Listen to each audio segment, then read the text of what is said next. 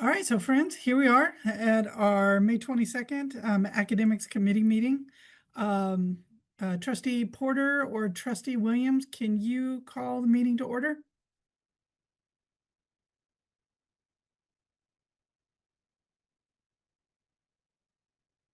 You might be on mute.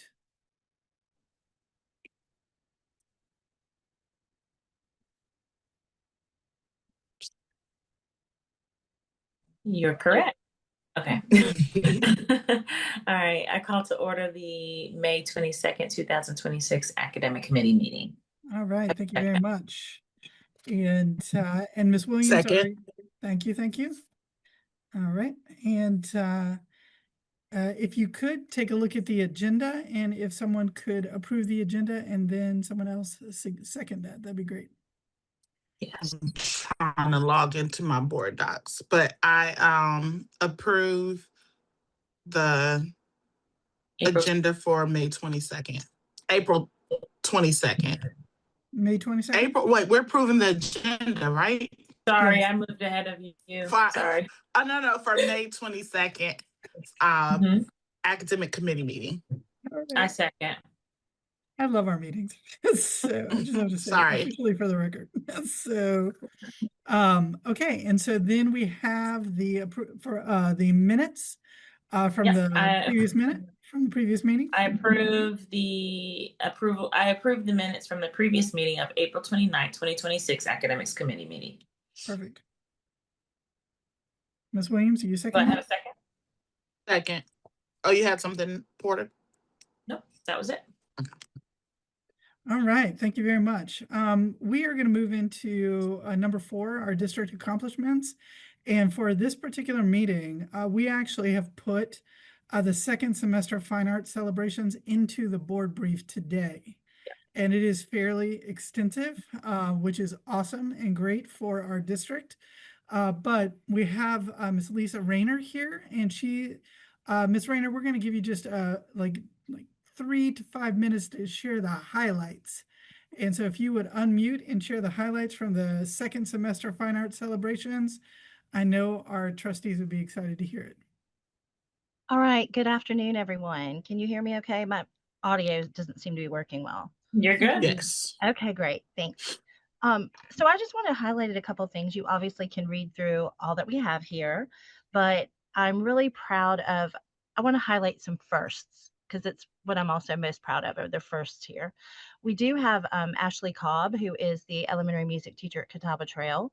She has been named a Yamaha 40 under 40 music teacher for doing outstanding work across the nation. And she is also a 2026 Grammy Music Educator Award quarter finalist, which means she'll go on to the semifinals and let's see if she makes the finals. But that's a really great honor. And she's a young teacher. She's a former rookie teacher of the year that we've had. So I love seeing all of these things that she's doing. Visual arts nationally and statewide and regionally, we are doing very well. Jason Pay is a senior AP art student at Spring Valley. And if you've been on social media at all, you know who he is. But his submissions in our regional Scholastic Art Award competition made it to nationals, and it was selected to be on national exhibit in New York. And so we're excited about that. This summer he'll travel. His grandparents are going to sponsor him, and he is traveling to be able to be there.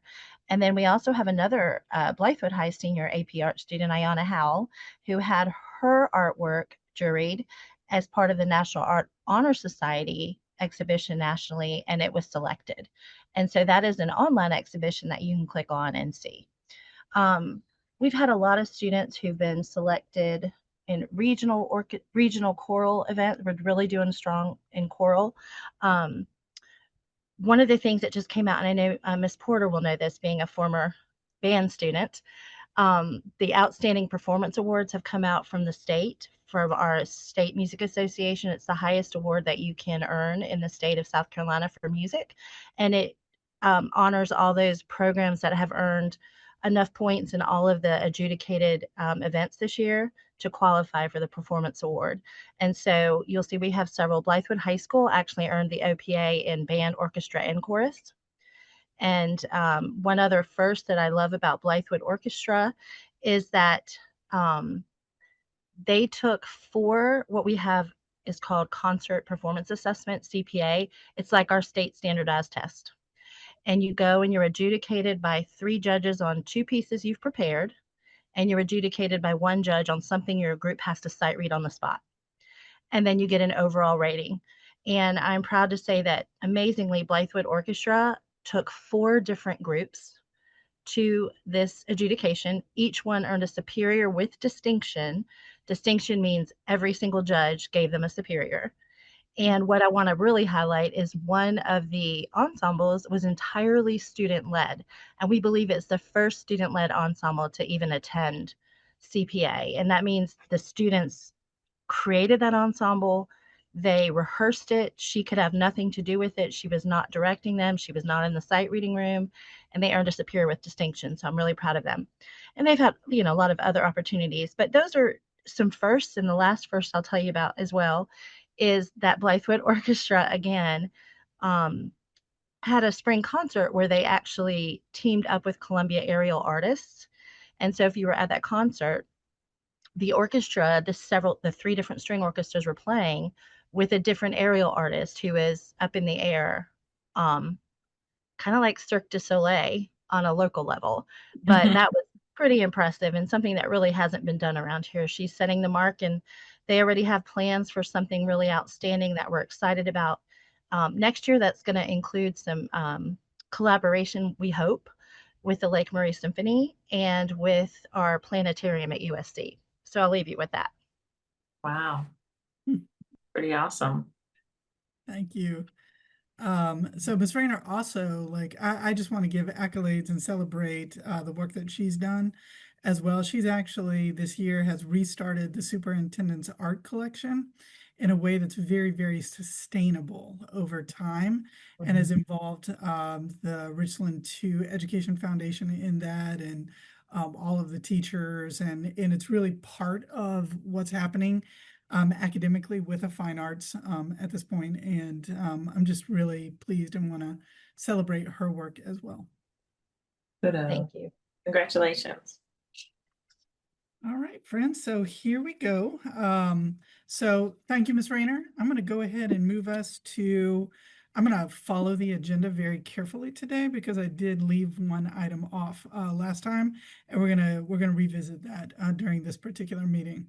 So section 5, item 5 is about unfinished business, no action requested.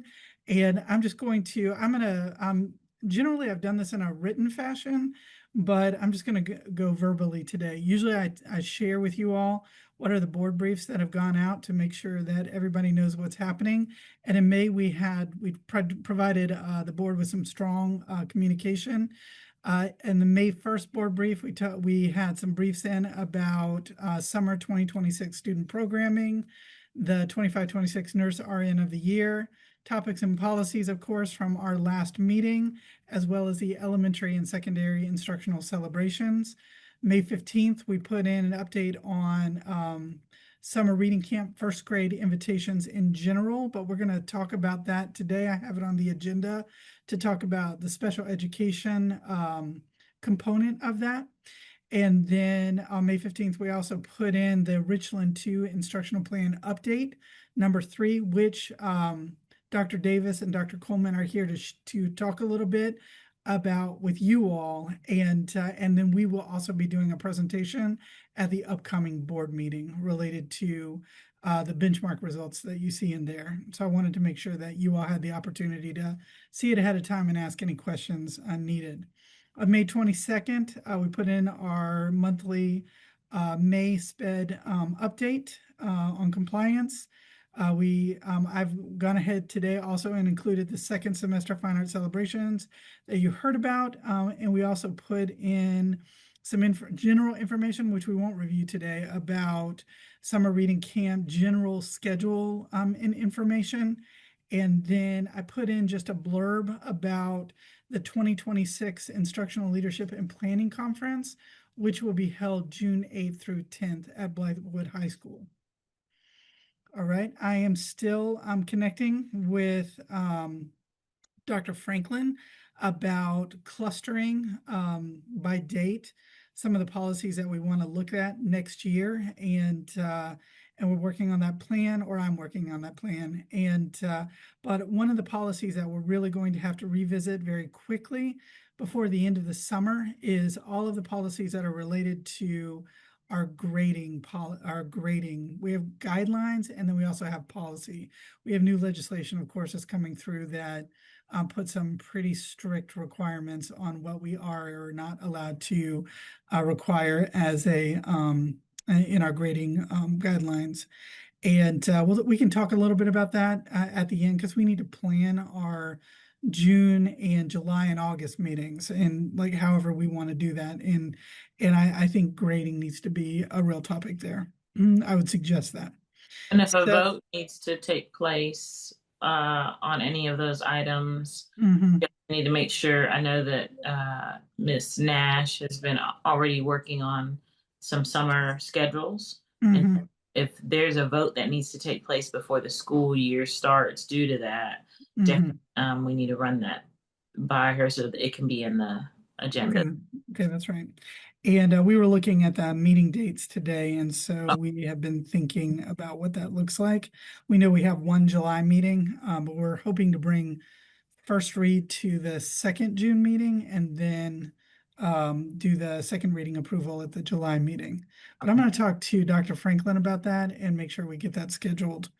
And then for program evaluations, we do have our evaluations are finalized. We did add kind of a next steps section to each one. So each of our program leaders responded to the program evaluation with what next steps will be taken in 26, 27, and beyond.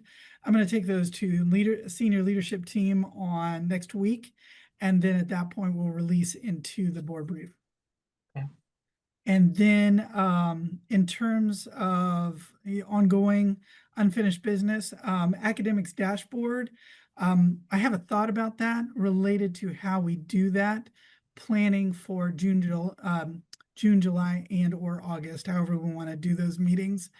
But I'll talk about that at the end. Then, because Dr. Coleman is a big part of that work, and her team are a big part of that work as well. Other board updates, we do have an upcoming board meeting. Just, as an FYI, we're gonna, on the consent agenda, there'll be an update on our continuous improvement plans for this year. And then we're gonna do a magnet program presentation in response to a number of questions that were posted by Ms. Washington on the question tracker. And so all those questions we'll get some good answers there.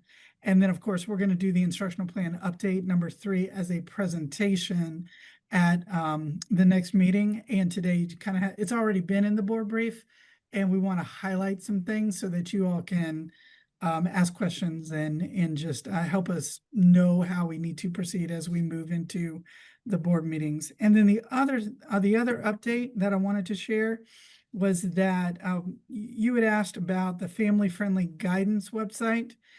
That is currently being done, is worked on by communications, and their deadline is the end of June. So it should be out fairly soon. And we're going to put that in the board brief and update the committee as we proceed. Okay. Okay. All right. So we're going to move to item 6. I do. I'm sorry, I have a question. So that family-friendly guidance for the website, and it's going to be at the end of June. Is it possible that we take a preview of it at one of our next meeting to, if there's any feedback or anything like that? Possibly. Dr. Davis, do you think we can make that work? I don't know, Ms. Williams. If not, it's okay. Yeah, because right now we started that process at the beginning of last year, the family-friendly website with resources on it. And so some of it is already up on the district webpage. You go to the parent website where the parent resources are, and you click there. There's something that says curriculum there. And so what you can see there, you can already see the handbooks for the high school. You can see the handbook for the middle school, the course catalog, and then the placement guide for how they place kids in those accelerated courses for rising ninth graders. I'm emailing the one to Ish right now so that she can put that one on there for rising sixth graders. But in terms of like the resources, the parents wanted to help their children with their homework, we had to figure out a way to organize that in a manner that parents can use it and see it. And so it was a lot, and I was trying to Right. wrap my brains around how to do it. And so I worked with communications and Miss Turner, who tried to put it in a format that parents can actually use it and receive it. So it's a lot of information that they're trying to get organized. That's why they gave me a date of June at the end of June. I don't know if they'll have it ready by then because it's a lot of stuff. So Okay, I no would want worries. I want to say yes, but then if I can't meet that deadline, I'm gonna be stressed out about it. So Oh, yeah, it's okay. I'm not trying to stress anyone out. yeah. Mhm. So but It you can could- already see some of the things on there already if you want to go Yes. take a look at it. Can you help me find that again? Yes, ma'am. So if you go to Richland School District 2's webpage, right?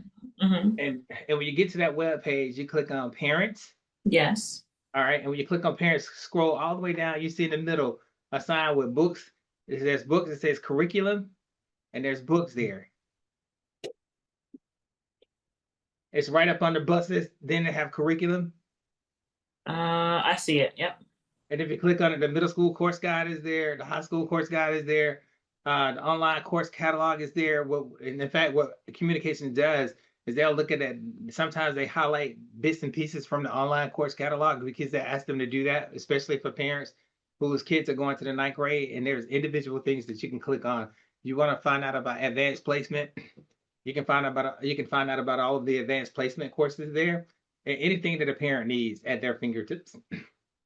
And But that's not the actual page. Something is being worked on with the actual page where it's all well, together, right? so that's where it's gonna be housed right there. They would have to click on each one of those links. We don't have a big Uh, web page. So okay. they'll be linked to that spot right there because that's where parents go to access information. And we felt like they felt like it was better accessible there because that's where they're gonna go to. Okay. Does that make sense? Yes. So you can let me know whether or not that's helpful or not. But we can always continuously improve, but we got to start. Yes, ma'am. Yes. All right. Okay, thank you, sir. And so I'm going to move us to item number 6, new business, no action requested. And the first thing that we have on here for 6.1 is a short coaching presentation from Mr. Holland and Ms. McLaughlin.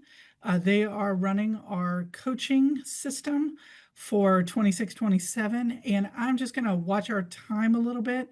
So I'm going to, after about 10 minutes, Mr. Holland, Ms. McLaughlin, I'm just going to let us know that we're at about 10 minutes and we need to probably get towards wrapping up and any conversation that needs to happen. All right, I'm going to turn it over to Chuck and Shaquina. Thanks. 10 minutes. That's a long time.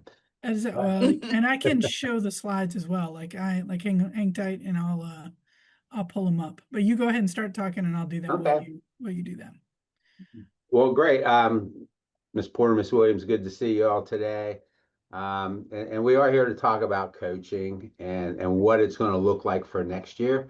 As y'all know, things have changed with the way we've been doing coaching with the technology learning coaches and shifting to the instructional coaching model. So I just briefly want to go over some things that we're going to do for next year. One of the things we really want to make sure that we're clear on is that coaching is just not another initiative. It's just another layer of the work. It's part of how we support stronger Tier 1 instruction across the district. And Tier 1 is going to be a heavy focus for next year. And so we're looking forward to how we can help support that work. And coaching is also another way to connect professional learning to the classroom. We offer a lot of professional learning in the district, and oftentimes we don't get to see it migrate into the classroom. And we're hoping that the work of the coaches will help support that transition from the PD into the classroom. And so that's one of the things we really want to make sure we focus on. But our message is really clear. Coaching is not an evaluation of teachers, and it's not a remedial process. It's professional growth for teachers. It's working with teachers individually where they are to help them meet their goals. Excuse me. Uh, it gives teachers a partner that helps them think through their practice. It helps them use evidence and data to reflect on the work that they've done in the classroom. And just having that partner to go through the work, I think, is really going to be critical to help those teachers. Um, you know, the structure for next year, of course, is going to be different because of the new model that we have. Excuse me. So coaching is going to be more consistent across the schools. We've developed a regional coaching model where we have 3 regions, the North region, the Central region, and the South region. And the number of coaches that we have in each region is based off of our schools and the number of pupils in poverty. It helps us determine how we're going to support those areas. And so in each of those regions, we'll have a lead coach that will help support the coaches in the region. They'll be coordinating with the leadership at the schools to make sure that we are in line with their goals and what they're hoping to accomplish. And we're hoping that having this regional support, that will have consistent implementation, that will be able to be strategic in the professional learning that we're offering, that communication will be much more intentional, and that we will have a stronger calibration of what good coaching looks like. And I think that will be helped by the fact that we are going to be narrowing our focus for next year on coaching. Coaches are not going to really try to support everything. It becomes too difficult for coaches when they're trying to support so many different things. We will work with teachers on whatever it is they need, but we do want to make sure that our work will center on the classroom practices that are most connected to student learning, the quality of the task that the student is working on, the quality of the questions that the teachers are asking students in the classroom, because we're really trying to get students to a higher level of thinking.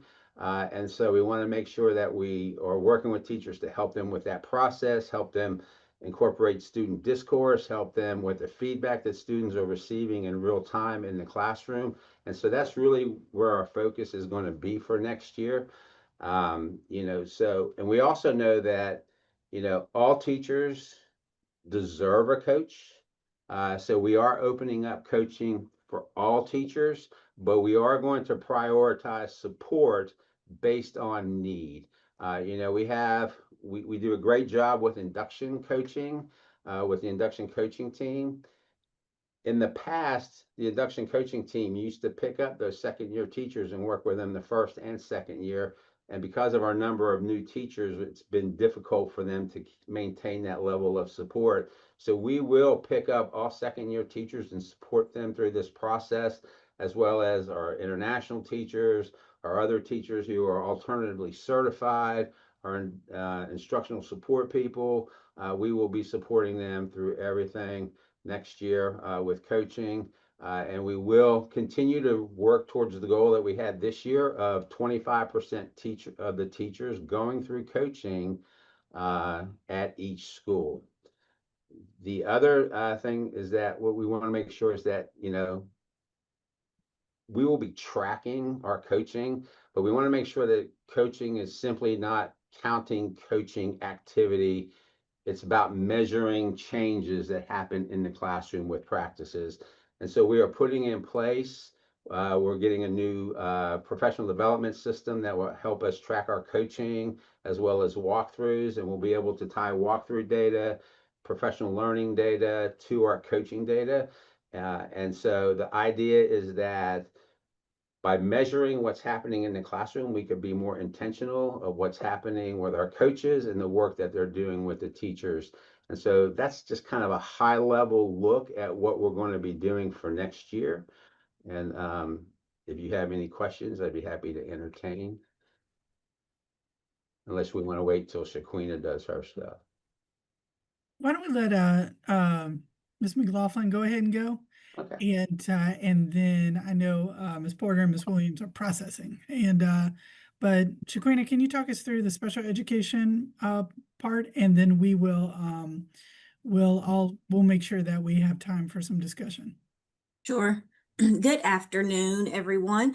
And so part of the big picture with SPED is to align with everything that's happening in the district with coaching, but also to kind of streamline and strengthen the support that we're providing to schools.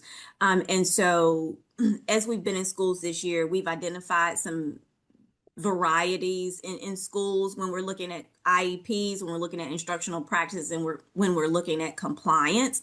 And we have strong pockets in places, but the level has been somewhat inconsistent, I think, due to the structure of the way that we support teachers. So for moving into next year, we are refining our coaching model.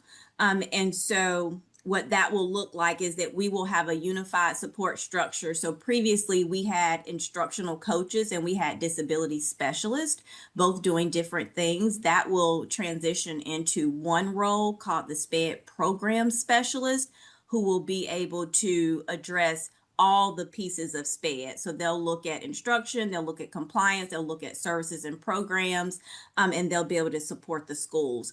And so what that looks like for schools is that now schools will have one consistent point of contact. So they won't have a coach and a specialist. They'll have one person to streamline the information that they're receiving, so that they can get some consistent information delivered to them.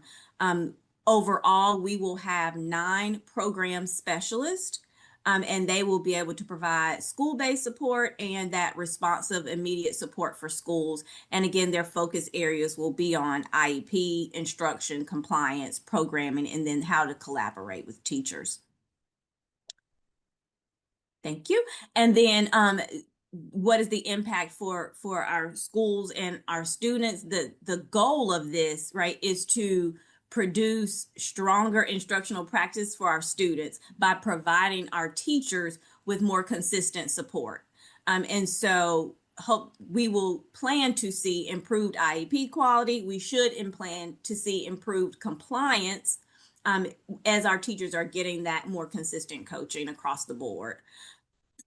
And so our key outcome is just we should see student outcomes improve once we see teacher quality improve for the way that they are structuring support. So we are just redesigning that support so that schools and teachers have the level of support that they need in all the areas that they need for next year. All right, thank you. And I just want to say that I know that Ms. McLaughlin and Mr. Holland are taking the coaching work very, very seriously, in part because we know we have a vast variety of teachers that are coming into Richland too. And we've got to make sure that we're a district that can help improve teachers so that we can have the flexibility to hire as we need to. And then we as a district are part of the movers on helping teachers become and grow where they need to grow. And so I am excited about this work. And I do think it's really critical for the kind of work that's happening these days, especially with the kind of teacher pipeline that exists and will probably continue to exist for a good long time. So Ms. Williams and Ms. Porter, is there any questions or thoughts that you would like to share? Yes, I have a. Yes. You want to go ahead first, Ms. Williams? Go ahead. No, you can go ahead. Okay. So I have 2 questions. One for Ms. McLaughlin. The coaches that you have, okay, you said there would be one consistent coach. So they may be a coach that comes in that may not have the background in SPED. So is there training for our consistent coach in that area for the general classroom setting of compliance and so forth? Right. Yeah. So all of the 9 program specialists that we have are SPED coaches. So Oh, they are SPED, but before we had SPED instructional coaches and we had SPED disability specialists. The instructional coaches worked on some of the instructional pieces for teachers.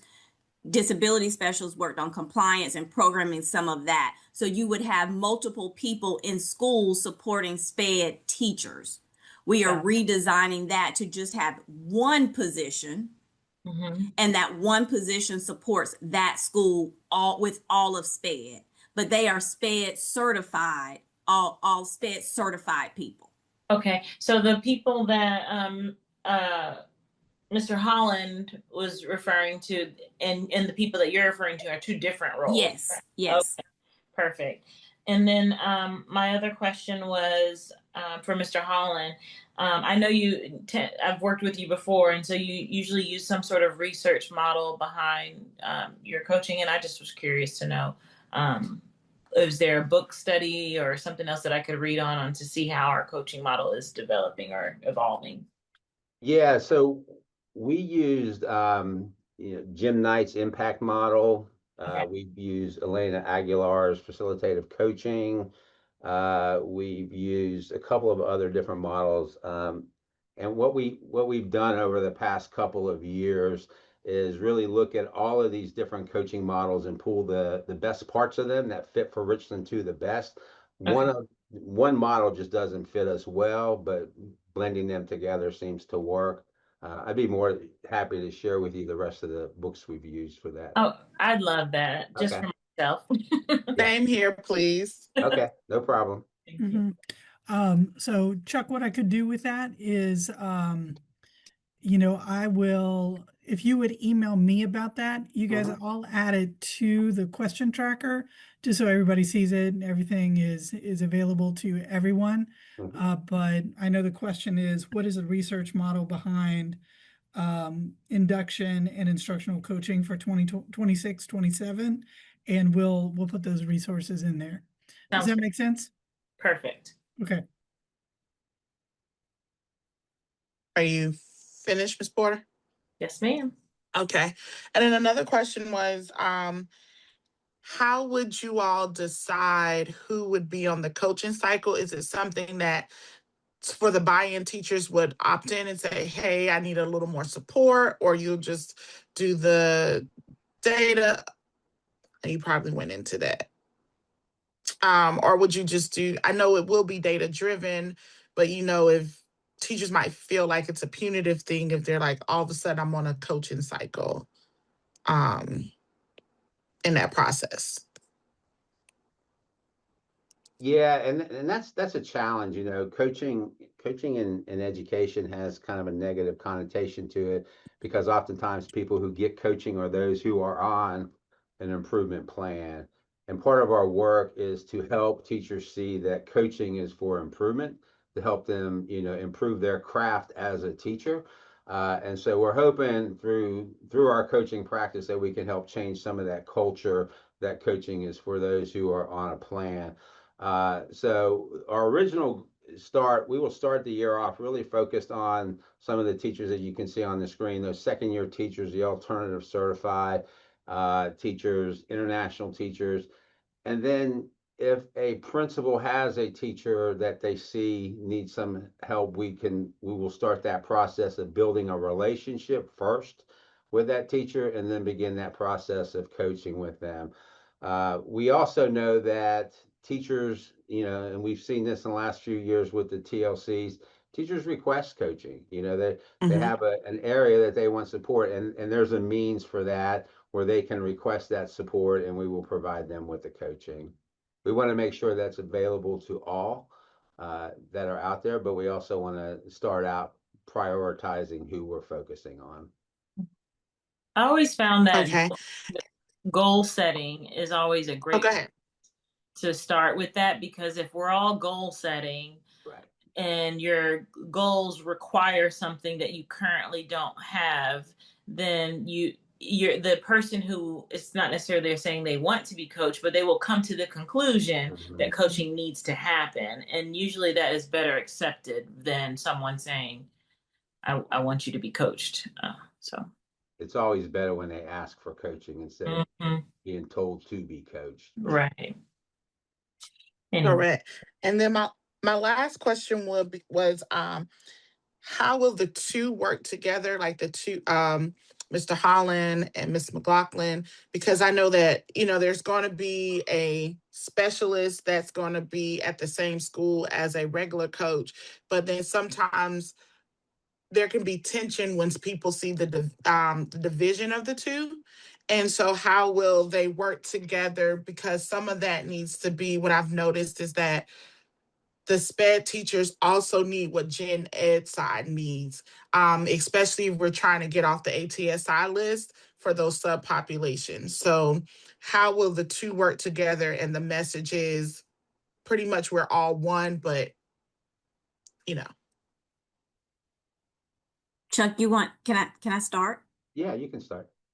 I love that you said that, right? Like, because I'm always advocating that SPED is Gen Ed too, right? Yeah, And Gen so Ed first. so a big piece of that is Coach Chuck's team will, Mr. Holland, sorry, his team will his team will work with SPED teachers as well, just like they'll work Perfect. with Gen Ed teachers, but our SPED specialists will specifically work with SPED teachers on some of that very specific SPED content, right? Like when it comes to how to write an IEP or what to do in an IEP meeting. But the other pieces of coaching, classroom management, some of those, that's what the team can work with everyone. Right. And then the same thing, vice versa. Some of our SPED program specialists will also be working with Gen Ed staff, Yes.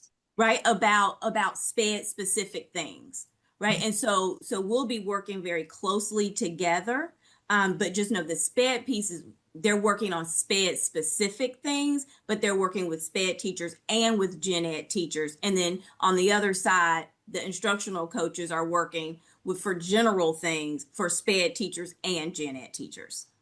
Thank you. I just love it. I just didn't want it to be, an isolated situation where we've seen so many times and then others think, well, this is not your area. But, the combining of the two will allow for the uniformity, for people to understand, because a lot of SPED teachers do not necessarily understand the Gen Ed side, and the Gen Ed teachers do not necessarily understand the SPED. So once we have that, we can see, the change we need.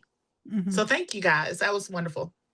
One of the things that we've really been thinking about in the department as a whole is how do we make sure all of our classroom specialists, like teacher specialists and the coaches and MTSS specialists and all the folks that we have that really support teachers in the classroom, that they have some common knowledge base so that they're not conflicting messages and they work really well together. And so I just think, when it comes to our SPED and our instructional coaches, Chuck and Shaquina just jumped on it to really make it very fluid, make it very, not fluid, but make it very together. And so I've really appreciated the work that they've done too.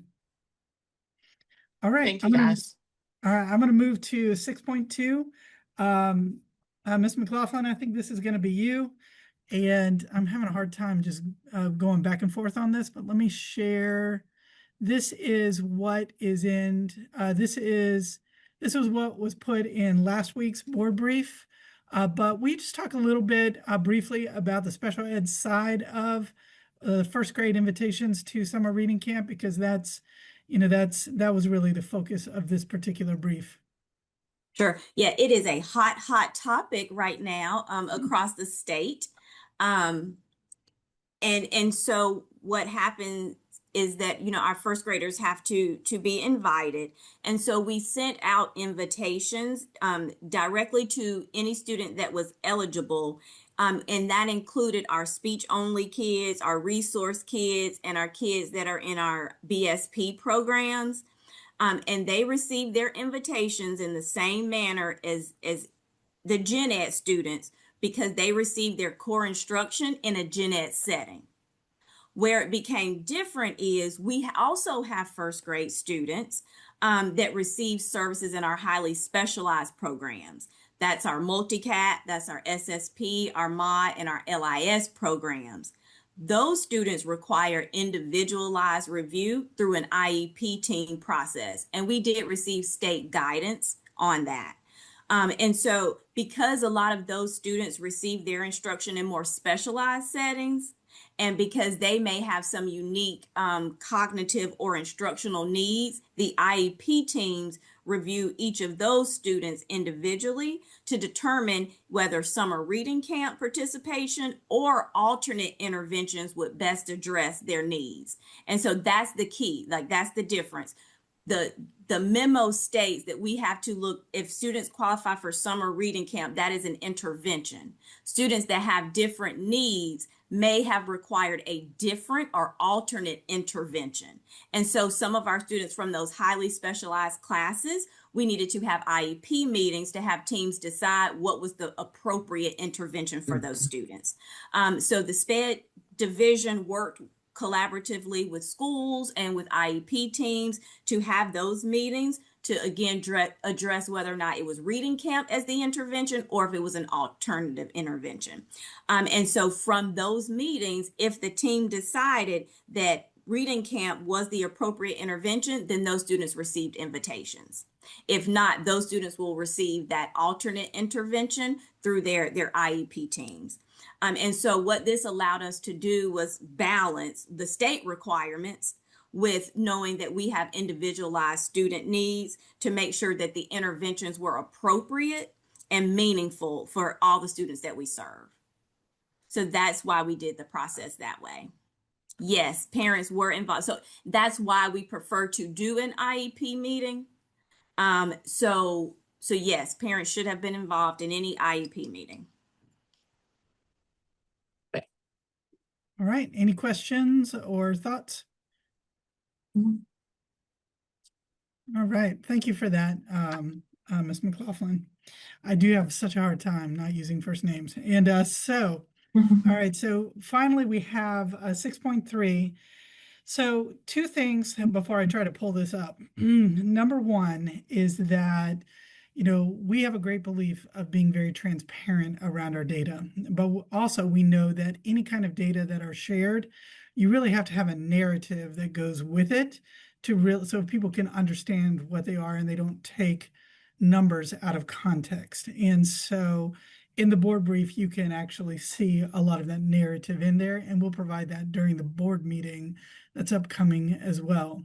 The other thing is that even when data aren't what we want it to be, we want to be very transparent about that data all the time. And I know the way that academics have been functioning this year, because we're moving on our academic data dashboard for next year.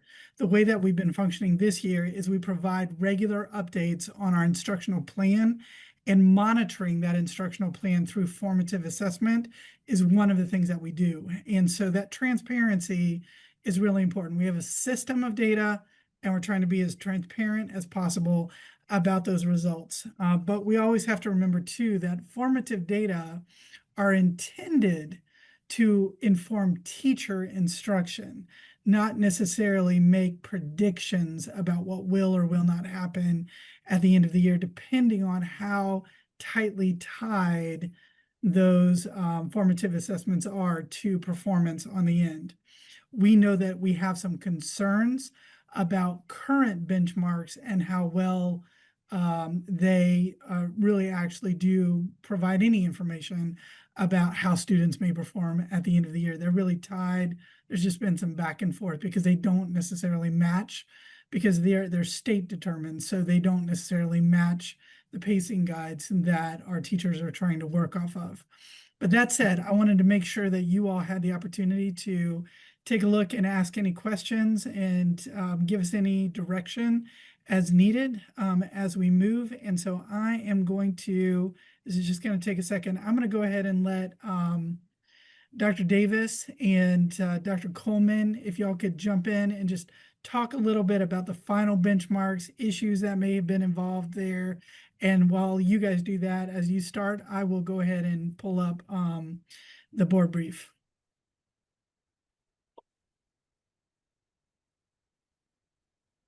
maybe turn it over to Dr. Davis first.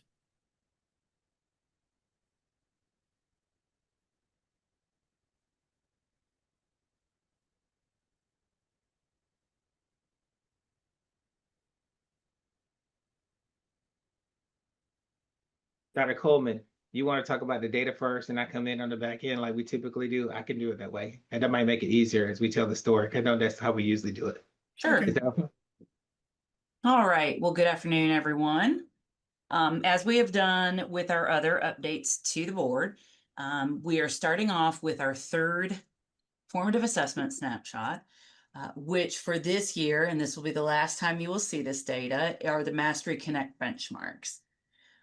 One thing that you'll see when we're looking at the benchmarks for this final administration in the schools is that it can almost look a little odd because we're seeing lower scores than we have last spring. And you can see that on the second page when you're looking at the ELA scores for benchmark 3 and the projections for meets and exceeds. You can also see that in benchmark 3 for math. So I want to talk through both of these a little bit. I want us to use extreme caution when we're looking at these benchmarks for two different reasons. When this district adopted Mastery Connect and their created benchmarks, there was a very, very aligned partnership with reviewing test items, making sure they align to our pacing guides, et cetera. As Mastery Connect has become an approved formative assessment on the state adoption list, they've really moved away from that. So we know that for the first time, we're not getting a test that's actually aligned with our pacing guides. And that's problematic because that means we're testing students on standards they haven't been taught yet. So we anticipated seeing some disconnect this year. And of course, we are moving to a new platform for next year that will eliminate that problem. With math, the thing that has been so fascinating and interesting and very difficult over these past few years is changing standards. So, you know, we started with science, then we went to ELA, and this year we're doing math. So regardless of who the formative assessment company is, whether it's MAP, Progress Learning, Mastery, whoever it is, when they're developing assessments for the school years, they have no idea what the cut scores will be for the math test in this year. As a matter of fact, the state doesn't know what the cut scores are for the math test yet. They actually don't do that work until June after everybody in the state is done. We had this situation last year. So last year I sat in Dr. Moore's office and I said, "Oh, Dr. Moore, ELA looks terrible. It looks terrible. It's not going to be good." Well, then we got the state test results back from last year and we did amazing, right? But it's because of that disconnect with the company writing projections without knowing what the actual levels are going to be. So, not an excuse, but that we just need to interpret these results with caution at this time. And I do believe next year when we're doing these reports, we will pivot back to using MAP as it'll be our primary formative assessment to meet state mandates. And I feel a whole lot better in the correlation and validity of those scores for next year. But right now it seems like kind of a mixed bag when you look at our benchmarks. You know, half the grades increased from where they were last spring, half decreased in ELA. And again, math, based on my erroneous alarm to Dr. Moore last year in ELA when the standards were changing, just think we need to temper ourselves with math until we see what comes from SE Ready. Can I interject for just 1 minute? Yeah. So my only interjection is this as well. So, you know, as a teacher, having experienced this this kind of disconnect, you know, and that kind of thing as well in Charlotte, Mecklenburg, you know, one of the things that's most important about our formative assessments are really the benchmark reviews that our teacher specialists do with teachers. And in those reviews, they're not just looking at these numbers, they're really looking at questions and particular standards, which is always useful no matter, you know, what any kind of result actually is, you know. So those benchmark reviews are very important for making it relevant to what teachers are going to do next for students. So yeah, so the disconnect is important to know, and but please know that we also don't want to, we don't believe that this is a waste of teachers' time, because those benchmark reviews and the work that's done in every single school are part of the value. What the So- content specialist did this year, instead of looking at the projected proficiency for SC Ready, they pivoted to item analysis, and that actually turned out to be really, really beneficial. So instead of saying, Jerome and Miss Williams and Shaquina are projected to be, exceeds, and Miss Morrison and Jennifer are projected this, they actually went through and did, let's look at this question. Okay, you had a large proportion of your class miss this question. Where's the misunderstanding, right? So a difficult transitional time actually turned into a really good opportunity for our amazing content specialists to kind of pivot how they do those reviews. Yeah. Okay, so then we have science for fourth So and fifth. science, if you'll remember, those standards changed 1, 2, 3 years ago. And so we are kind of seeing repetitive increases, which is what we should see. This test is a little more solid at this point. And so this is one that we do hope we end up seeing a repetition on the state assessment when we get those scores back. Okay, then I'm going to flip to page 4. So this is high school. So high school EOC was interesting this year, and again, I've utilized this product in multiple districts, and it's always, I run my own correlational studies at the end of every administration. We're getting to the point where the correlations are lessening, and I hope that's what we're seeing. But it does look like our scores are lower than they were this time last year. And so we'll have to see how that pans out on the end of the year assessment as well. Okay, so Dr. Davis, what are your thoughts, and what would you like to share? Yeah, I do have some thoughts in terms of to kind of piggyback on that. The things that we're most concerned about. Let's start with biology. Biology, one, is the most alarming story when you look at high schools now, as it relates to the decline there. Even semester 1 and semester 2 dropped significantly. And so, in terms of that, again, there are a lot of systemic things that we need to do in terms of our college placement students versus the honors program. And so I think we've addressed that by getting kids in the right courses for next year. In addition to that, we have some work to do with high school biology in terms of getting them to teach the curriculum, the next generation science standards, storylines, and the things that we know work. And so what that data clearly says, some schools where biology scores are doing pretty well, they're using the curriculum, and then some schools where there's inconsistency in terms of using that.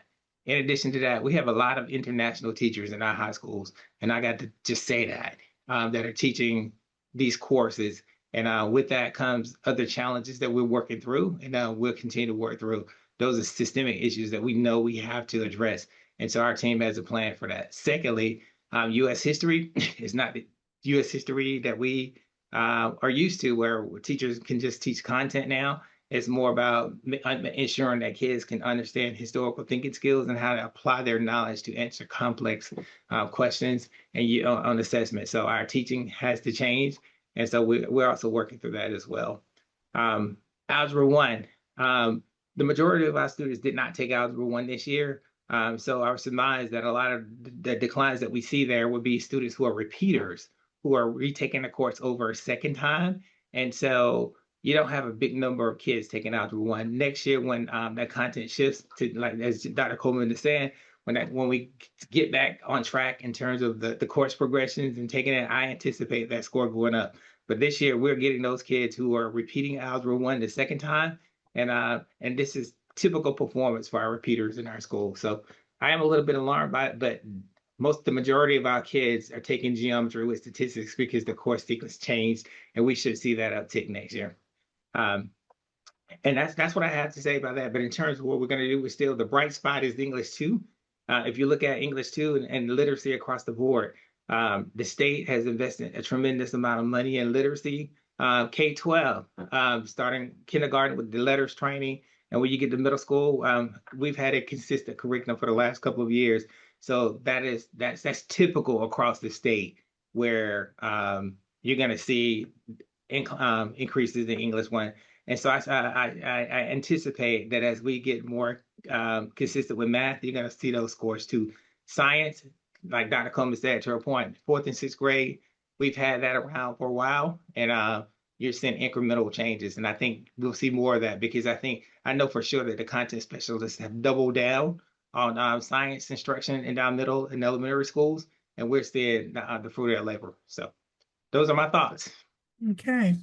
So again, I just want to say, like, the formative assessment system that we have in place, it's our job at the district level to make sure that our schools, our teachers, and our staff have the tools that they need to help get students where they need to get. PLCs need really good data, and so we're making some very significant changes as we move forward into 26, 27, making MAP our actual our central assessment. We will still have benchmarks, but they will not count as our state required one, and which means that we have a lot more flexibility in designing those ourselves, making them a little bit shorter, a little bit more targeted, and using a different tool other than Mastery Connect for that.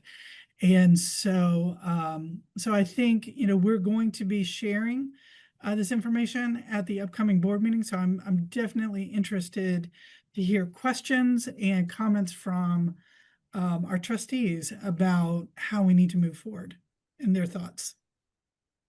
Yeah, I think the greatest thing that I heard in all of this is that we know to possibly look at MAP data. At least we know that that's nationally normed. I feel more comfortable with it. And honestly, with the amount of changes that you all spoke to that we have, I don't know if, we have changes in standards, changes in curriculum. There's so much that looking at the data that we have, it's just hard to even to take it for what it is at this time because of all the different varying factors. Yeah. So I kind of want to just kind of wait this out and see how things are. There are, especially in middle school with that math, I've been watching that one, and I know that was a significant change. And I don't know that we're going to see a steady enough results to actually make good assumptions or predictions, in my opinion. But other than that, keep working hard, because I know it's tough when you have all these different changes happening at the same time. Mm-hmm.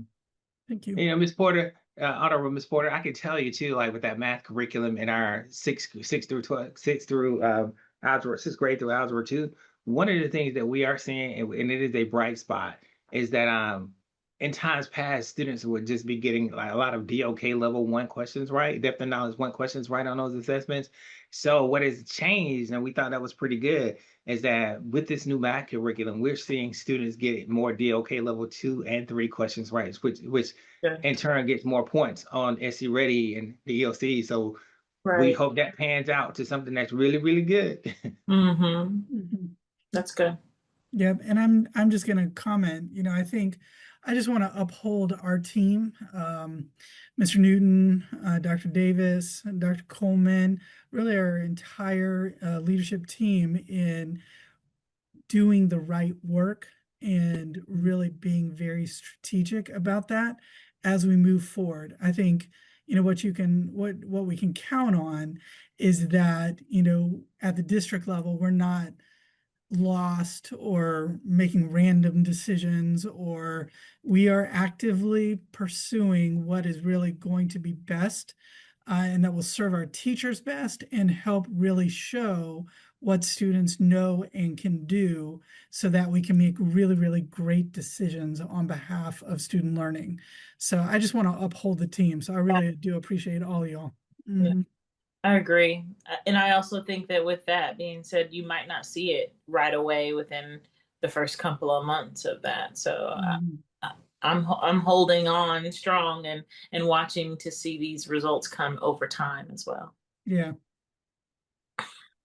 And I appreciate you all being very reflective in the process and understanding like what works, what's not working, trying it, and then going and moving forward to find the solution. I know it takes a lot out of you sometimes when it's trying to review the data and everything like that. But again, it's for the students and ensuring that they will be successful and not just understanding that, hey, this is this one data point that will define who we are, but there might be some flaws in that data point, and digging deeper to understand and not beat yourself up over it. So I appreciate that. But also not stopping with the data Right. either, constantly being data informed. So I appreciate that. Thank you. And I'm going to say too that we will be working with our principals and leadership teams. I think we're even encouraging them to bring some teacher PLC facilitators to the Instructional Leadership and Planning Conference that's coming up June 8th through 10th. That's going to be a very important time they're going to be reflecting on the data that they have, because remember, we don't get the final results back from the state until well into the new school year. But to reflect on the data that they have to make decisions for next year about their systems, what they're putting in place, the teacher supports, and we collaborate with schools on that. So the Instructional Leadership and Planning Conference is going to be very important this year because it really gives them what they need, or that's the intent, is to give them what they need to plan the rest of the summer and really start the new school year off on a great instructional foot. Sounds exciting. I think it should be good. And now we do not have Brody Cafele this year, just FYI, because I know that you really like him. So, but we have a lot. It is packed. So I'm going to take this down, and if you would, I'm going to move us to item 7 so we can finish up. Yeah. And that is our topics and policies for the academics committee. And I have a couple of suggestions. And so Ms. Porter and Ms. Williams, you're going to have to see what you think about this. So today, the May 22nd meeting, we focused on coaching support. And I was thinking that maybe June 25th could be our next meeting at 12:30, and we could focus in on grading at that meeting, if that works for you all. But it's also got to work for Dr. Davis, and we got to make sure that that Mr. Newton is part of that as well. But what do you all think about that? Works for me. Sounds Dr. Davis, are you still here? Would that work for you? Yeah, I'm gonna make it work. Yeah, we 12:30. Because at that point, we are going to be we'll be taking a first read to the board. So we'll try to, get our timeline all straight and make sure that that works. But we've got to work with Dr. Franklin on the timeline. And this is the changing to the grading policy for the grading floor that just passed with legislation. But there's also some pieces in that legislation that will affect credit recovery at the high school level. And so it's really multiple policies. Okay. And so we'll have to, we're going to really have to dig into that. I know Dr. Davis is ready to dig into that over the next month or so. It's gonna be we got to really think through this, because with that grading floor change, it could really hurt kids pretty significantly. Well, it'll hurt graduation rate. It's going to affect a lot of things. Yes. So we really got to help our teachers get into the right, we got to put the right safety rails, in place. And that meet the letter, that meet the law, not just the letter of the law, but, the law. And, but we also have to help our teachers. We're going to make sure that we involve teachers, as many teachers as we can, in the conversation up to this, but it's going to have to happen fairly fast. So, but I know Dr. Davis, Mr. Newton, they're very committed to making this work. And there are also some other things that we need to clear up. For example, this is not necessarily a grading policy, but it's more attendance. We have high school students that are racking up 20 days, 30 days in a class, and they're then trying to make up that seat time. It's really not working all that well. And there's just no way to actually do that. So this is a real opportunity as well to possibly clean up some things that we can based on some of the other issues that we're seeing that affect student grading. So we'll have to see where we get, and we got to do what we got to do by the start of the school year, but there might be some good follow-up after that. If there are any spaces in your conference for, conversations amongst leaders as well to talk about that mindset shift in ensuring that we always remember that our goal is for our students to succeed. And sometimes when we start talking about this assessment of work and are they actually doing this and that, we get a bit tunnel vision and forget that we want them to succeed and what tools are we putting in place to ensure that that's happening. And some of that might, because you said it has to be done really fast, there might need some pre-work may need to be done in conversations. And I was thinking that conference may be a good opportunity if possible. Yeah, we'll see. The conference agenda is pretty tight right now. We're trying to fit in kind of a final upbeat, work. And then also kind of one of the things that we know that we have to do just for compliance and safety is BTAM training and some crisis training. So we're trying to fit that in as well. But we'll come up with a plan. I trust Dr. Davis, Mr. Newton, to make sure that folks are involved and there's lots of conversation, and we'll get where we need to get. So then I was wondering,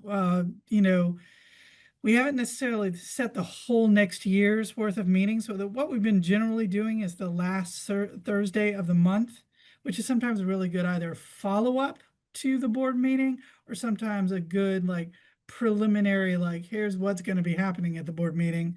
So that last Thursday, I feel like we've been making it work pretty well at 12:30. And my wondering is, do you all want to do a July meeting? We're open to where we work all summer long, but I just didn't know how y'all wanted to work it. So we could do a July 30th maybe, and then maybe an August 27th. The July one, I was thinking that's a good time to kind of talk through what the academic data dashboard might look like for 26-27, but we won't have a lot of the state data back anyway at that point. So maybe August 27th would actually be good. So I don't know, I'm throwing those out as suggestions. Do we have to have a July meeting? No, this is I your just know committee. it'll be crunch time for you all, for me. Just because you all start in a couple of days, or you all have started in those days for teachers coming back, and then school starts in about 5 more days after that. So just kind of giving you all. Yeah, if you all are willing, we could do the August I'm okay with that, 27th. but Ms. Porter, that's not just my decision. Yeah, what do you Yeah, think? I agree. But I just want to make sure that whatever is required, and I know conversation needs to be had with Dr. Franklin with the policies. I just want to make sure that the conversation that needs to be had with the board happens. That's time sensitive. So if you need anything from us as a committee before that happens, then we need it. But if not, if we're going to tackle some of these topics as a board, as a whole in a work session, then definitely can skip July. Okay, I'll tell you what I'll do is I will talk to Dr. Franklin, and then we'll look at what that timeline's going to be and what might need to happen. And I might put that in. I think that would need to go into the question tracker as well, with this is how it's going to work. And I'm just going to keep in mind that we could potentially do a July 30th, but that may even be too late anyway. Right. Right. So because the July meeting, I forget when the July meeting is. It's before the 30th. And we will have done a final vote on that one already. So no matter what, the July 30th one probably doesn't really need to be held. No. So there might be a working session or something like that, but I'll work out that timeline with Dr. Franklin, and then I'll make sure our team is good to go. And then if we need to have a committee meeting, I'll ask you all, and then we'll set it up. Okay. Okay, so for now we're saying no July, but we know that we're going to do August 27th at 12:30, And the focus on that one will be the academic data dashboard for 26-27. Okay, sounds good. Okay, okay, sounds good. Well, with that, let's move to item number 8, adjournment. And would one of you like to adjourn us? I move that we adjourn the May 22nd academic board meeting. A second. Thank you. Everybody have a good weekend. You all do the same and holiday. All right, thank you. All right, bye-bye. Bye-bye.